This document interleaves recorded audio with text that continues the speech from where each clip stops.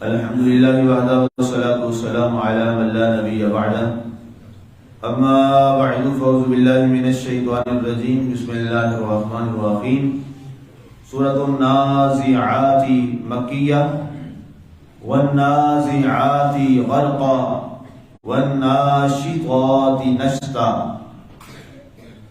قسم ہے ان فرشتوں کی جو ڈوب کر روحیں نوچ لیتے ہیں اور ان فرشتوں کی جو نرمی سے جان کے بند کھول دیتے ہیں. سامعین، آج ہماری سورہ النازعات کی آیت مبارکہ نمبر 2 تک کی تلاوت و ترجمہ کا شرف نصیب ہوا. سامعین، یہ سورہ النازعات یہ مکی سورہ مبارکہ ہے اور مصحف شریف کے اعتبار سے 79 اس کا نمبر ہے اور نزول کے اعتبار سے اس کا نمبر جو ہے وہ 81 ہے 81. اور اس کا جو ہمارا تفسیر کا سفر ہوگا 2 رکوع پہ مشتمل ہوگا اور اس کی ٹوٹل جو آیات ہیں وہ 46 آیات ہیں. اور سورہ نازعات کا جو نام ہے اس میں گرامی ہے وہ پہلی آیت مبارکہ سے ہی رکھا گیا ہے جو موجود ہے. رب ذوالجلال نے ارشاد فرمایا والنازعات غرقا، اور ہمیں قسم ہے ان فرشتوں کی جو ڈوب کر روحیں نوچ لیتے. اب نازعات بنیادی طور پر ان فرشتوں کو اور ملائکہ کو کہا جاتا ہے جو برے لوگوں اور کافروں اور منافقوں کی روحوں کو نکالتے. ویسے نزع کا معنی ہوتا ہے نوچنا عربی زبان میں. نزع کا معنی ہوتا ہے کسی کے ساتھ سختی سے نمٹنا، یہ بھی عربی میں نزعاتن کے معنی میں استعمال ہوتا ہے. اور تیسرا معنی جو ہے وہ یہ ہے کہ روئی کا گیلی جو روئی ہوتی ہے جب وہ کانٹوں میں پھنس جائے، خاص طور پہ جیسے بیری کے کانٹے جو ذرا ٹیڑھے ہوتے ہیں تو اس کو جب زور سے وہاں سے نکالا جاتا ہے، کھینچا جاتا ہے تو اس کو بھی عربی زبان میں نزع کہا جاتا ہے. تو اسی سے ہے والنازعات غرقا کہ اے لوگوں ذرا یہ غور سے سنو کہ جب اس پہ حضرت عبداللہ ابن عباس رضی اللہ تعالیٰ عنہ، حضرت عبداللہ ابن مسعود رضی اللہ تعالیٰ عنہ اور کثیر اور صحابہ، حضرت محمد بن جریر الطبری نے اپنی تفسیر طبری شریف میں اس کو یہ تمام روایات کو لائے ہیں. اور الکشف الخفا میں بھی یہی روایت ہے کہ جب کافر کی یا مشرک کی اور بد عمل و بد کردار شخص کی روح نکالی جاتی ہے تو جناب رسول اللہ صلی اللہ علیہ وآلہ وسلم نے ارشاد فرمایا کہ اس کی روح کو یوں نکالا جاتا ہے کہ جیسے ایک گیلی جو روئی ہوتی ہے وہ بیری کے کانٹوں میں پھنس جائے یا کپڑا ریشمی جو ہے وہ اس بیری کے ساتھ چپک جائے اور جب اس کو نکالا جاتا ہے تو اس کا ایک ایک ریزہ ٹکڑا ہو جاتا ہے، وہ وہاں پھنس جاتا ہے تو زبردستی اس کو وہاں سے کھینچا جاتا ہے. تو فرمایا ایسے شخص کی جب روح نکلتی ہے تو جب ملک الموت آتے ہیں تو اس کی روح کو اس کے جسم سے یوں نکالتے ہیں کہ اس شخص کی جو روح ہے جسم کے ہر ہر بال اور ہر ہر ناخن سے نکالی جاتی. یہ حدیث بات ہے. اب ویسے اب اندازہ کیجئے جسم پہ کتنے بال ہیں، جب ہر ہر بال سے روح نکلے گی تو کس قدر تکلیف ہے. استغفر اللہ استغفر اللہ. اللہ تعالیٰ اپنی حفاظت میں. اور دوسری روایت میں آئی فرمایا ہر ہر ناخن سے، یہ جو 10 ہمارے ہاتھ کے ناخن ہیں، 10 پاؤں کے ناخن ہیں، ان ناخنوں سے جیسے کھینچا جاتا ہے کسی چیز کو تو فرمایا ملک الموت ان ناخنوں کے جو پور ہیں وہاں سے روح کو نکالتے ہیں اور کھینچتے ہیں. اور تیسری روایت یہ ہے کہ یہ ہمارے جو پاؤں کے تلوے ہیں، پاؤں کے تلووں کی جو جڑیں ہیں وہاں سے جو ہے اس شخص کی روح کو زبردستی کھینچا جاتا ہے.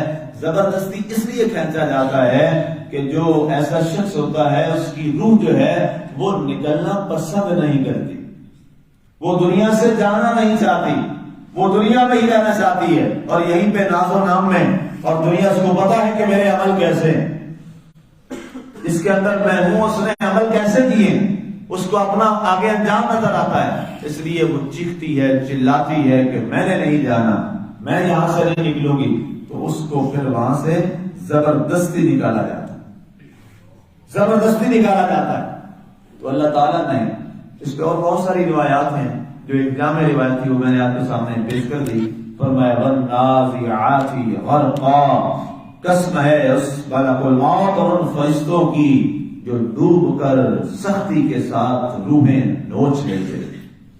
اب نوچنے کا معنی آپ دیکھیں کتنا سخت ہے، جو چیل ہوتا ہے وہ نوچتا ہے، جو درندے ہوتے ہیں وہ نوچتے ہیں، اور نوچنا کیا ہوتا ہے؟ وہاں سے گوشت کو کاٹا نہیں جاتا بلکہ منہ ڈال کر جو آتا ہے اس کو وہاں سے سختی سے کھینچ لیا جاتا ہے۔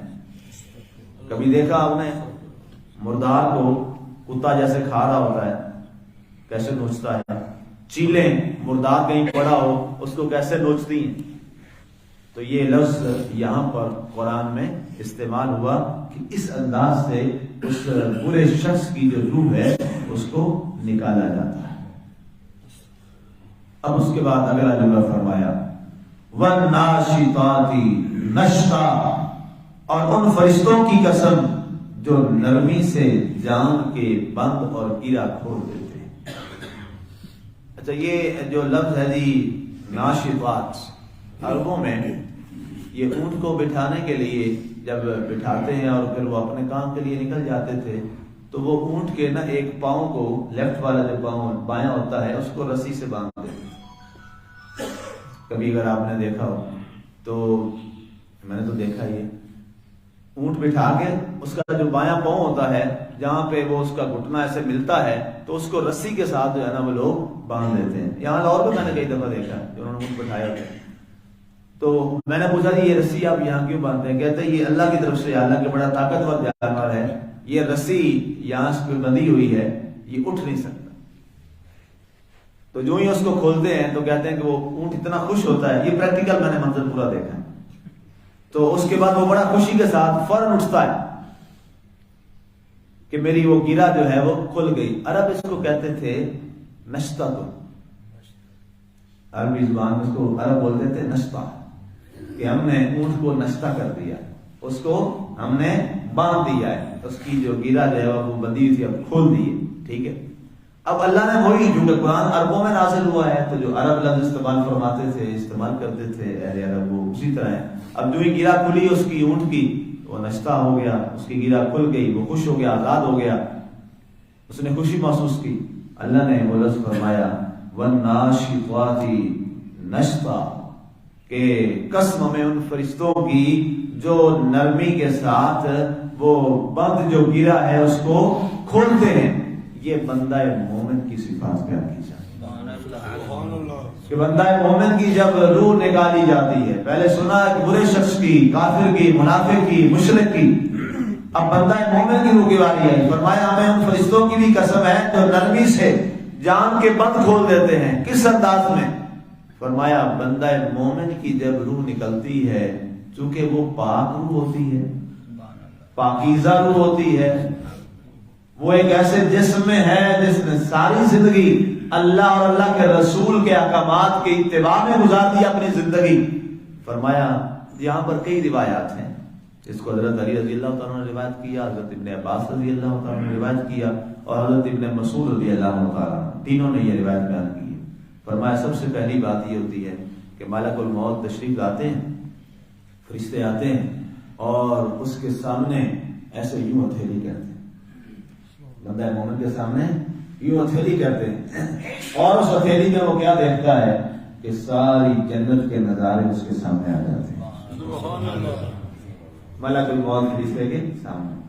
اور ایک روایت میں یہ ہے کہ اللہ تعالیٰ کا جلوہ جو ہے اس کا عکس اس کو وہاں پہ نظر آتا ہے، اور اس کے بعد وہ روح بڑی خوش ہوتی ہے، اور ملائک جو فرشتہ ہے ملک الموت ہے وہ آواز لگاتا ہے اخرجی ایتھا النفس الطیبہ بان ربک راض بک، اے پاک روح آجا اس انداز میں کہ تیرا رب تجھ سے راضی ہو گیا۔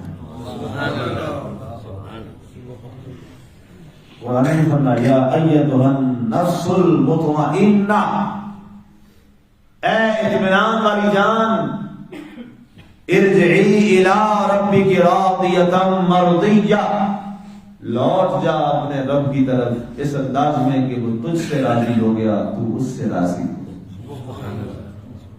قرآن کے الفاظ، فادخلی فی عبادی، میرے بندوں میں آ جا، وادخلی جنتی، میری جنت میں آ جا۔ یہ قرآن فرما رہا ہے۔ جب یہ الفاظ لگائے جاتے ہیں وہ روح رقص کرتی ہے، وہ خوش ہوتی ہے، وہ کہتی ہاں لے چل مجھے اپنے رب کی بارگاہ میں۔ بس حدیث رسول صلی اللہ علیہ وسلم آپ علیہ السلام نے فرمایا کہ اس انداز میں وہ روح نکلتی ہے جیسے مکھن میں سے بال کو نکال لیا جاتا ہے۔ مکھن سے بال نکالنے کو پتہ چلتا ہے، ایک لمحہ میں ایسے بالکل محسوس ہی نہیں ہوتا۔ فرمایا بندہ مومن کی جو جان ہے بس وہ ایسے ہی نکل جاتی، نیک لوگوں کی جو روح ہے وہ ایسے ہی نکل جاتی بڑی آرام کے ساتھ، اور اس کا مالک اس سے راضی ہو چکا ہے۔ اب اس کے بعد اس نیک روح کا پروٹوکول جو اللہ نے دیا ہے وہ ہمارے رسول صلی اللہ علیہ وسلم نے بیان فرمایا، ہمارے نبی نے بیان فرمایا صلی اللہ علیہ وسلم نے، وہ بڑا قابل سماعت ہے، بڑا مزیدار ہے۔ جب میں نے حدیث پڑھی سبحان اللہ سبحان اللہ، دل کرتا ہے یہ بندہ بار بار حدیث پڑھتا ہے۔ فرمایا اس روح کو اب کیا کیا جاتا ہے؟ سب سے پہلے آسمان پہ لایا جاتا ہے، اور وہاں ملک الموت، وہاں پہ جو ہر آسمان پہ جو داخل ہونے کا دروازہ ہے وہاں پر دربان ہیں جو ملائکہ ہیں، ان کی اجازت کے بغیر آگے جانے کی اجازت نہیں۔ ساتوں آسمانوں پہ یہ نظام ہے۔ وہ وہاں پہنچتے ہیں، وہ کہتے ہیں جی ہاں جی فلاں روح آئی ہے جی زمین سے۔ اچھا سبحان اللہ، ان کو پہلے بتا دیا جاتا ہے کہ ایک آج ہماری پیاری روح آ رہی ہے، جب وہ آئے تو اس کو آنے کی اجازت دے دی جائے۔ اس کے بعد ساتھ آگے ایک اور فرشتہ ہے، وہ اعلان کرتا ہے پہلے آسمان پر، تمام ملائکہ باادب کھڑے ہو جائیں احترام میں اور اللہ کا ذکر کریں اور محمد صلی اللہ علیہ وسلم پر درود و سلام پڑھیں، آج زمین سے ایک پاک روح آ رہی ہے۔ یہ بخاری و مسلم کی حدیث ہے۔ پہلے آسمان پہ وہ روح گئی استقبال میں، پھر جو ہی دوسرا آسمان، وہاں پھر یہی بات ریوائز کی گئی۔ دربان نے کہا، اعلان کروایا کہ فرشتے سے اعلان کر دو سارے ملائکہ آ جائیں، زمین سے آج ایک پاک شخص کی روح آ رہی ہے، اس کا استقبال کریں۔ حتیٰ کہ ساتوں آسمانوں سے گزرنے کے بعد اس کے بعد سدرہ کا مقام آتا ہے۔ سدرہ کے مقام پہ وہاں بہت سی اور پاکیزہ روحیں ہیں، وہ اس کا استقبال کرتے ہیں اور کہتے ہیں مبارک ہو، تم ہماری دوست اور تعلق والی تھی، آج ہمارے درمیان آ گئی۔ اور اس کے بعد عرش الہی سے صدا آتی ہے، اے پاک روح، تو نے ساری زندگی میری اطاعت میں گزار دی اور مجھے راضی کیا تو نے، آج وقت آ گیا ہے کہ تجھے میں راضی کروں۔ ساری زندگی تو نے مجھے راضی کیا، آج وقت ہے کہ میں اللہ تجھے راضی کروں۔ اب جا، تیری روح جو ہے اس آزاد پرندے کی طرح ہے جو جہاں چاہتا ہے گلشن میں اڑتا پھرتا ہے، گلستان میں وہ اڑتا ہے، باغات میں وہ کھیلتا ہے اور اپنے پسند کے جو میوے وہ چاہتا ہے، پھل چاہتا ہے وہ کھاتا ہے۔ فرمایا ساری اتنی بڑی جو جنت ہے، فرمایا جا اس جنت میں اس آزاد پرندے کی طرح تو اڑتی رہے، جہاں تیرا جی چاہے وہیں سے میری نعمتوں کو استعمال۔ یہ پاک روح کا ایک منظر نامہ ہے جو آپ کے اور میرے نبی صلی اللہ علیہ وآلہ وسلم نے اپنے جانثار لوگوں میں بیان فرمایا، اور اس کی وضاحت میں یہ فرمایا وَالنَّاشِطَاتِ نشطا، اور ہمیں ان فرشتوں کی بھی قسم ہے کہ جو بڑی نرمی کے ساتھ، بڑی نرمی کے ساتھ، بڑے پیار کے ساتھ وہ اللہ کے نیک بندوں کی جان کے بند کھول دیتے ہیں۔ بتائیے کیا خیال ہے، پہلے کی طرح جان نکلنی چاہیے یا دوسری کی طرح نکلنی چاہیے؟ پروٹوکول چاہیے نا، چاہیے نا، ریسپیکٹ عزت چاہیے نا، تو پھر آئیے آج اس کو راضی کر لیں، اس دن وہ ہمیں راضی کر لیں۔ سودا بڑا سستا سا ہے، بڑا سستا سودا ہے.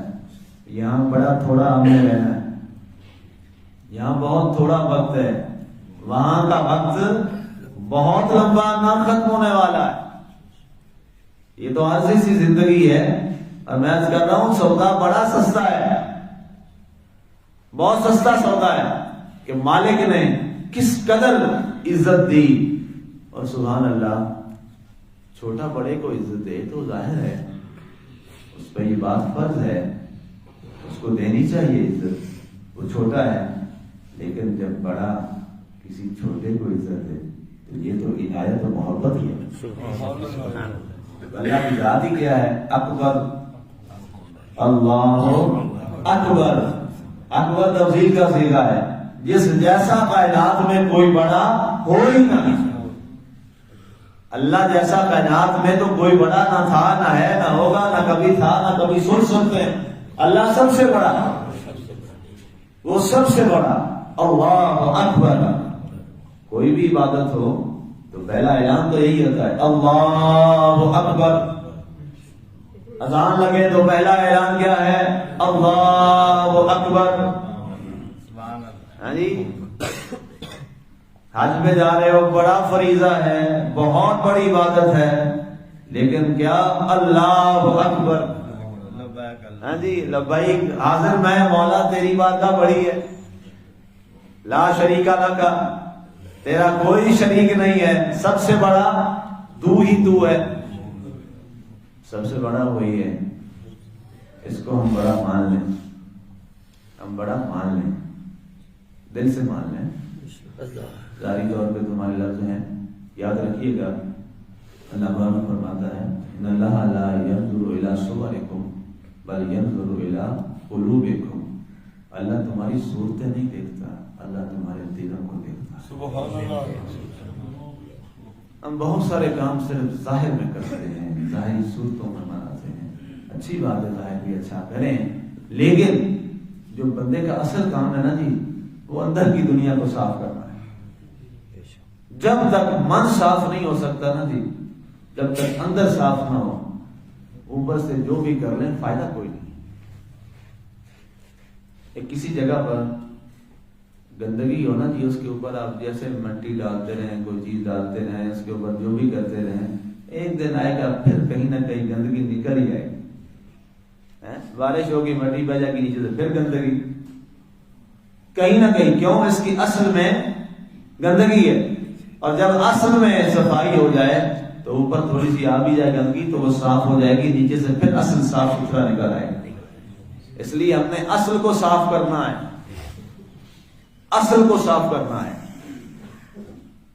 عام طور پہ ہم پنجاب میں یہ بڑی مثال چلتی ہے، پورے پنجاب میں کوئی کسی کے ساتھ بھلائی کرے نا جی، تو وہ کوئی آگے سے اس بھلائی کے جواب میں وہ برائی دے، پھر بھلائی کرے وہ برائی دے، تو لوگ کیا کہتے ہیں؟ یار یہ اصل دا ماڑا ہے، ان دی اصل چنگی نہیں، کہتے ہیں نا پنجاب میں، اصل چنگی نہیں. کیا مطلب؟ اس کی جو بنیاد، اس کا خون ہے نا، وہ خون ٹھیک نہیں ہے. تو بات کہاں ختم ہوئی؟ اللہ کہہ رہے انسان کی اصل اچھی ہو. ہاں جی، اصل اچھی ہو. اور بندہ مومن کی اصل کیا ہے؟ اس کا دل ہے، اس کا اندر ہے، اس کا یہ من کی دنیا ہے. جب اس کا باطن جو ہے نا، یہ باطن کی اصل ہے، باطن ہی اصل ہے. جب باطن صاف ہو جائے، ٹھیک ہو جائے، ستھرا ہو جائے، تو پھر انشاءاللہ میرا مالک اس کی روشنی ظاہر پہ بھی ڈال دیتا ہے. تو آئیے اللہ سے یہ عہد وفا کریں، اے اللہ ہمیں اس دوسری صف میں شامل کرنا. آمین. اس انداز میں آئے ملک الموت کہ آجا بھائی، پھر اللہ تجھ سے راضی ہو گیا، آ چلیں، آجا چلیں. ہم کہیں لو چلیں. بس یہ ہے. قبلہ پیر نصیر الدین صاحب گولوی رحمۃ اللہ تعالیٰ، مجھے آپ کی وہ بات بڑی یاد ہے. سبحان اللہ، آپ کا ایک بڑا پیارا انداز تھا. آپ فرماتے تھے بیلیو یاد انجنا کریے، عاشق کا جنازہ ہے، ذرا دھوم سے نکلے، محبوب کی گلیوں سے ذرا گھوم کے نکلے. محبوب کی گلیوں سے ذرا گھوم کے نکلے. بس یہی ہے کہ جی جب روح جائے نا تو محبوب کی گلیوں سے ہوتی ہوئی محبوب کے پاس پہنچے. اللہ سب کو یہ اعزاز نصیب فرمائے اور اس کے لیے ہمیں کوشش کی توفیق ہے. وما علینا الا البلاغ۔